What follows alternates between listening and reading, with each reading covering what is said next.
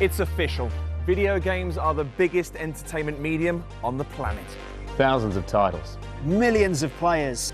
Billions of dollars. But that's not important. Because it's not the big numbers that make gaming great. It's the experience. You already know that, and so do we.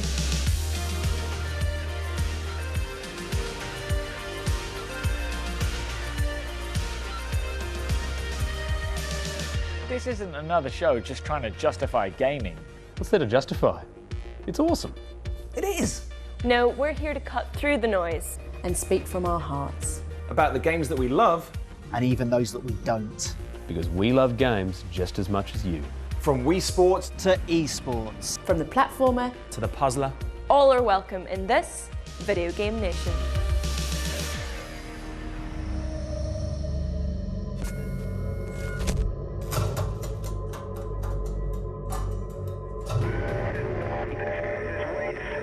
You're walking down a darkened corridor. The sound of your footsteps is drowned out only by the thumping of your heart. You have a torch, but you're too terrified to turn it on, so every snaking silhouette you see looks exactly like the thing that's hunting you. Suddenly, a noise. You can't be sure whether it was the creaking hull of the decaying spaceship you find yourself on, the hissing of a nearby pipe sorely in need of a janitor's touch, or something much, much worse. You duck into a nearby rec room and scoot under a table, and that's when you see it. Since first bursting, quite literally, onto cinema screens in 1979, H.R. Giger and Ridley Scott's Xenomorph became the embodiment of humanity's fear of the unknown, of deepest, blackest space. But in the years since, due to numerous games, films, and even cuddly toys, its reputation as a cold, killing force of nature has been undermined. Somewhere between the crummy sequels and the frankly awful games, the Xenomorph, despite possessing not one but two mouths, lost its bite.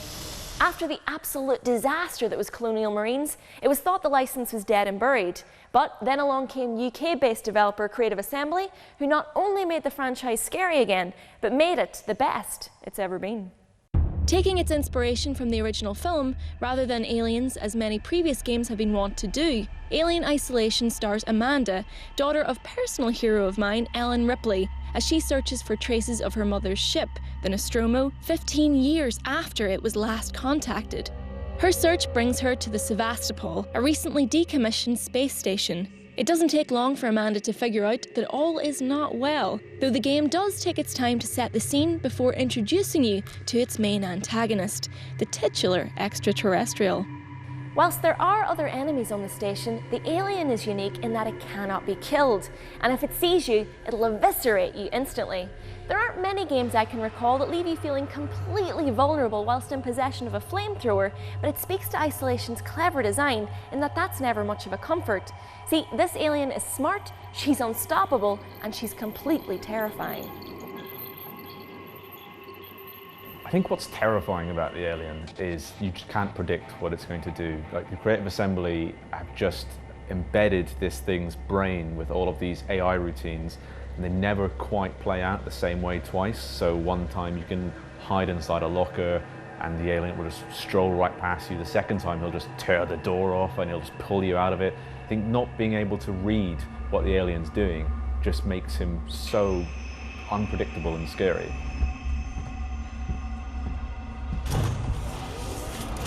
Amanda Ripley is obviously this fleshy, vulnerable human, and the alien is all the opposite of that. It's a weird Freudian sexual entity which also has giant teeth and a massive tail and can eat you to death. I think for me the most terrifying bit about Alien is the bit where like this bald, pink, screaming creature like bursts out of a hole in someone's body. As a pregnant woman, I do find that quite unnerving. The truly scary thing about Alien Isolation is that the alien itself is completely unpredictable. In other games, there are easy ways to outsmart enemy AI and manipulate the game design. Learn patrol routes and wait until you know the coast is clear, climb a ladder, or squeeze into a space you know your pursuers can't follow. But in Alien Isolation, you're afforded no such luxury. There really is no way of telling where the alien might go or when it could pop out of a vent and throw itself at your squishy human parts. Try and crawl into an air duct after it's spotted you and it will haul you out by your ankles. Try and outrun it and you are finished. The only thing you can rely on Sevastopol is your own cunning, and for a generation of gamers raised on hand-holding and near constant autosaves, that is a terrifying prospect. Isolation is a hard game. It's a stressful game. I had to keep taking regular breaks just so I could keep playing it. Can we say we're truly enjoying something if it makes us this miserable? Players are drawn to these horror games that make us tense and uncomfortable, I think for the same reason that people consume any entertainment or go to theme parks for things that make them feel frightened. It's that adrenaline rush in what you know in some part of your brain is completely safe, but it gives you the opportunity to experience terror and threat and risk all the same. I think it's the same with horror films. You know, horror games, it's about a release of tension, isn't it? It's about, you know, getting all wound up and scared and then screaming or not or whatever. You know, I think it's about sort of letting go a bit. And it's also about, you know, no matter how terrible your life is, at least you're not being chased down a corridor by a faceless nurse wielding a chainsaw. I hope, possibly, I don't know. If you work for the NHS, maybe you are. It's that bit when your brain catches up to you and realises that you have just been watching something like terrifying on a screen. You are safe. Nothing's chewing on your foot or like eviscerating you, and you can happily and safely be terrified. Horror games are our way of coping with the fact that we're now comfortable and boring and fat. If you read Resident Evil, when the wolf jumps through that window and goes over you, I didn't so much poo myself as leap up so quickly that the poo didn't have time to travel up with me. Alien Isolation is a challenging game, but in my opinion, it's a brilliant one. One of the best ones this year, in fact. It won't please players that want something they can actually fight back against, and it may test the patience of those who want something more action-oriented, but as a slice of old-school survival horror, Alien Isolation is the perfect organism.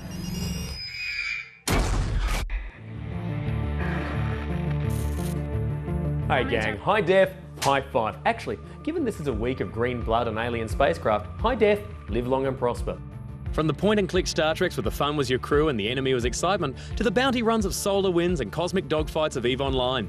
I love sci-fi so much, I'm actually a bit bothered I said live long and prosper back there, because in Vulcan culture the greeting goes peace and long life, and then you say live long and prosper. Who's got two thumbs and spend every lunchtime in the library?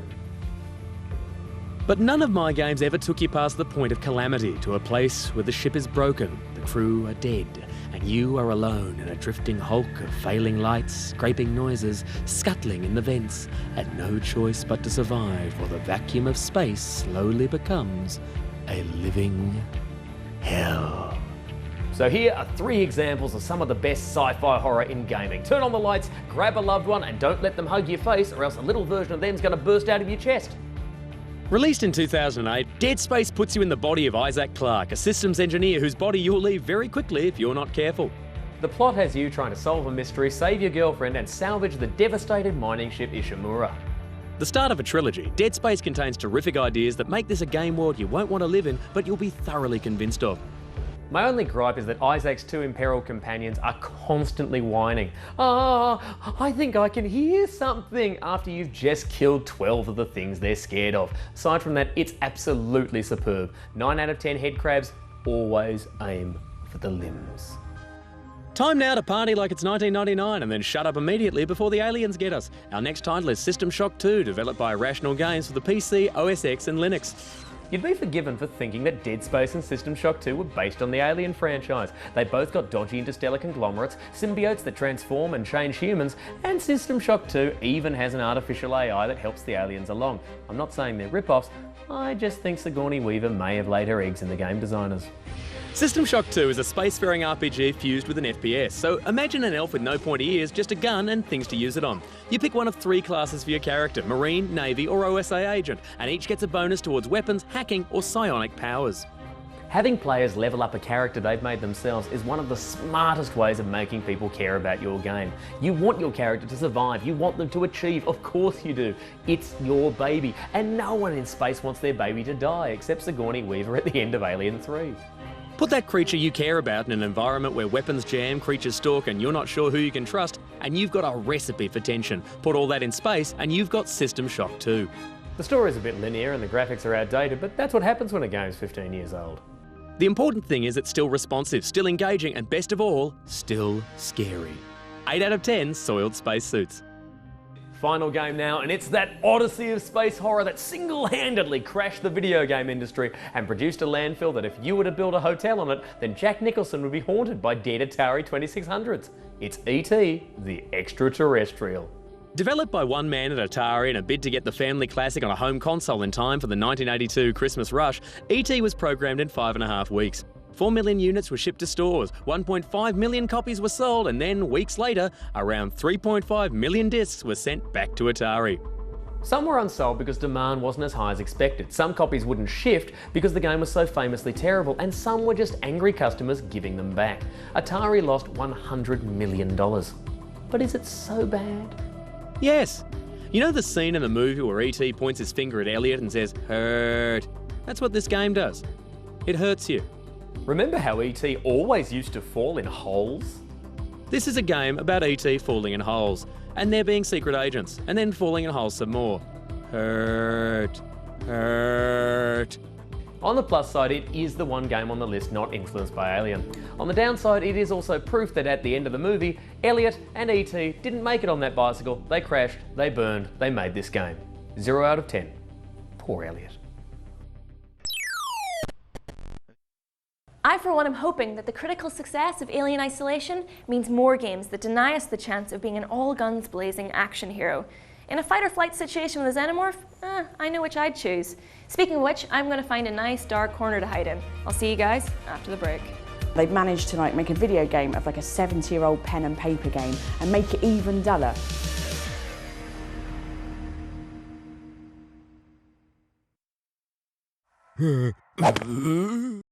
Enjoy hundreds of slot games at 32red.com, including Immortal Romance and our exclusive I'm a Celebrity Get Me Out of Here slot. And brand new games every month, like Terminator 2, with a jackpot of over £80,000. Just part of the £3 million we pay out on average every day. Join tonight and get £10 free at 32red.com, online, on tablet, or on your mobile.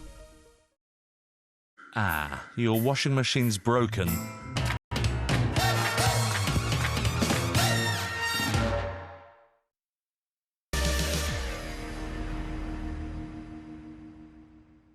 Welcome back. Now, it may be based on a film over 35 years old, but Alien Isolation is, technically, a tie-in game. Unsurprisingly, publisher Sega decided not to mention this in the game's marketing campaign. Most people would rather have a facehugger show their esophagus some tender loving than having to sit through your typical licensed game fare. But why are they generally so awful, and what tips can they take from Alien Isolation to avoid their many pitfalls? I think the main pitfall of licensed games is that it's very easy for movie producers to see it as an easy way to make money and just employ games companies to churn something out very quickly. I think with a licensed game, the pitfalls are kind of often built in right from the beginning. The way it often works is that a movie will be signed and will go into production, and then suddenly somewhere in Hollywood will go, "Oh, we need a video game to go with this." But he'll probably do it in an American accent. You're piggybacking on the marketing power behind the movie, and if you're going to do that, you need to come out at the same time, so there's a rush to get it finished. And also, to an extent, these games are going to sell no matter what, because if the film does well, people go home, they want to play the game, and they may not be the kind of person who's consulting a review and checking really carefully if this is going to be a great game. They love the movie, they want to play the game, and fair enough.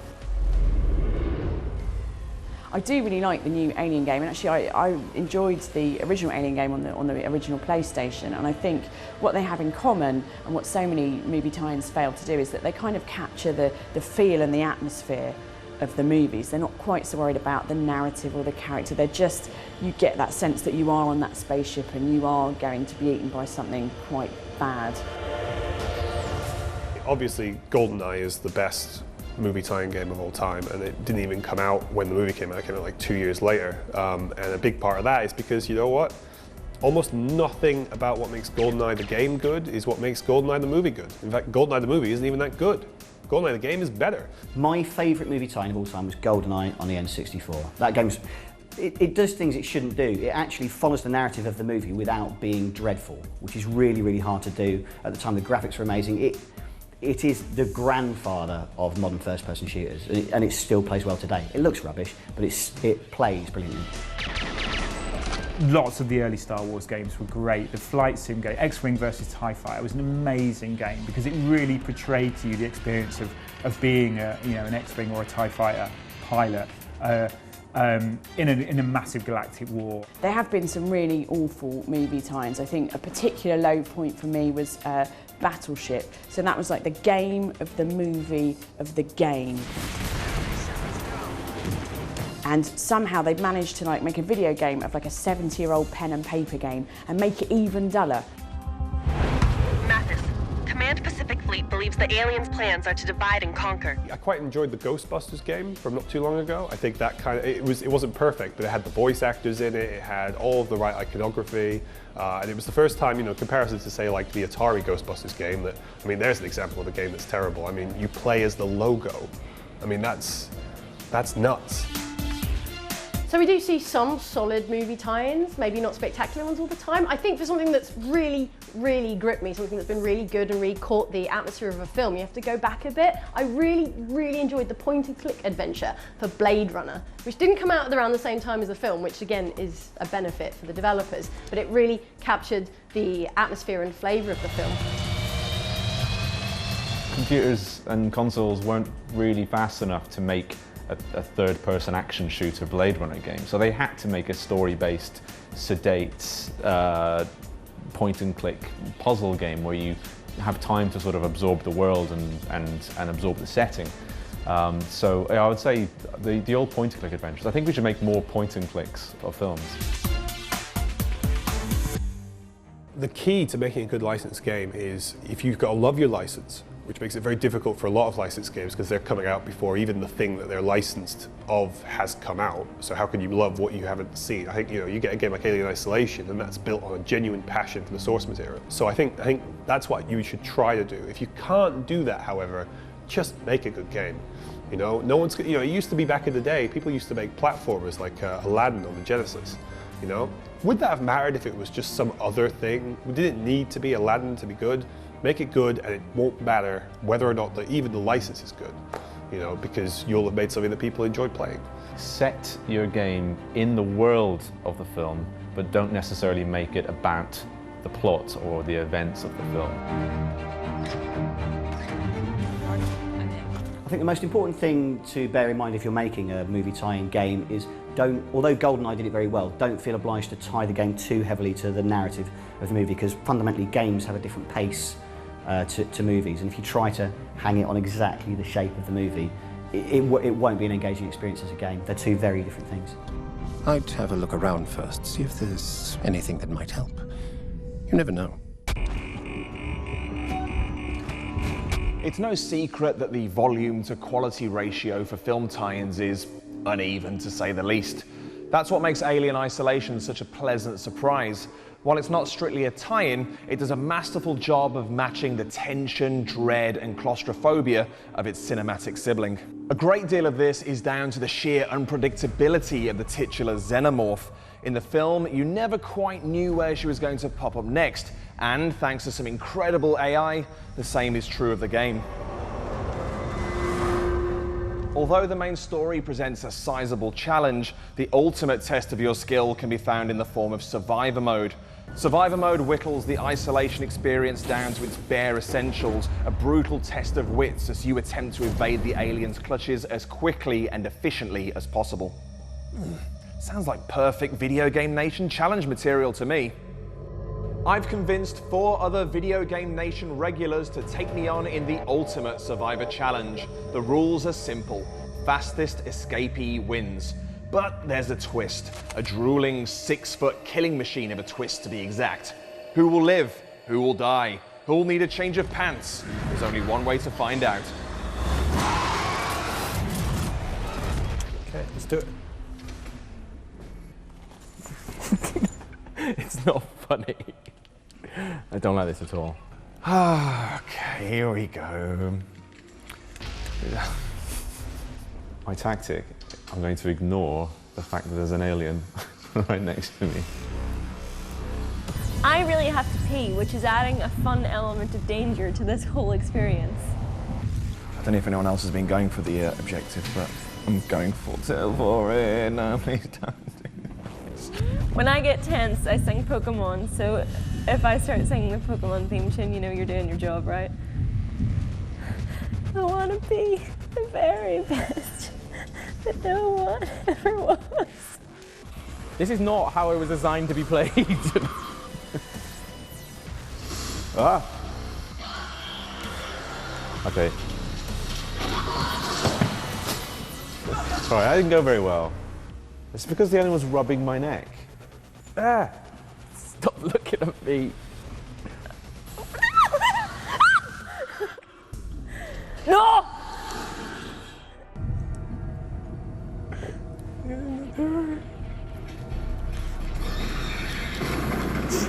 Oh no, it's not running away. No! I forgot to reload. Pokemon, gotta catch them all. This is terrible. That wasn't fair at all. No! Where did you come from? It's not going up in the vents. Oh, it's the end then. No! It's your fault. Go, go, fast, fast, faster. Oh, no.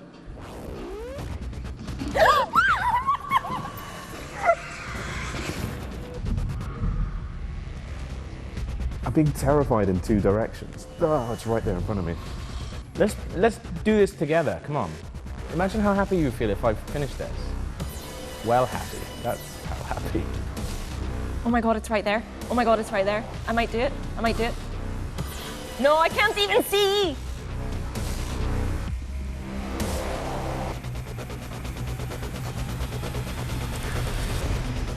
Ooh. First try.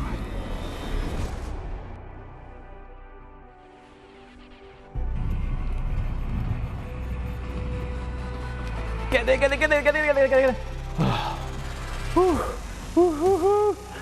I did it!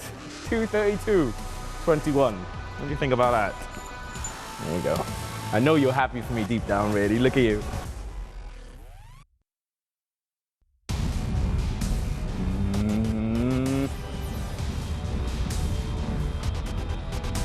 Bam. Done it. No thanks to you.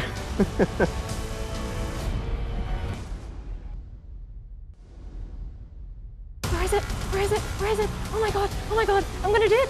I'm gonna do it. Ah! Push the button. Yes! Yes, I don't care that it was 4.5 minutes. I did it. Ah, in your face.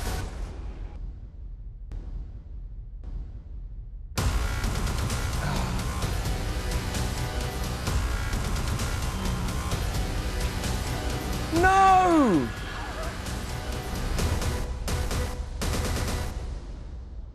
Well, I'd like to say it was a close run thing, but the fact is that Chris's combination of composure, strategy, and of course, ridiculous good luck meant that nobody else stood a chance, so, you know, well done him, I guess.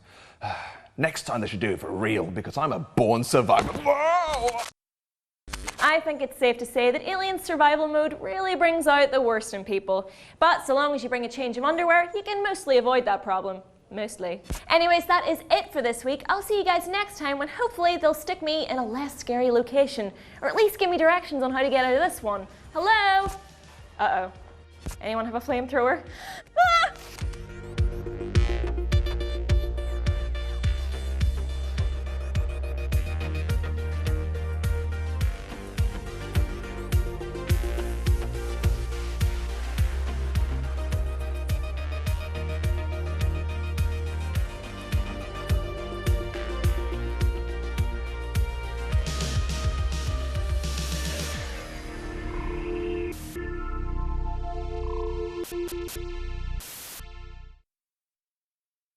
Huh?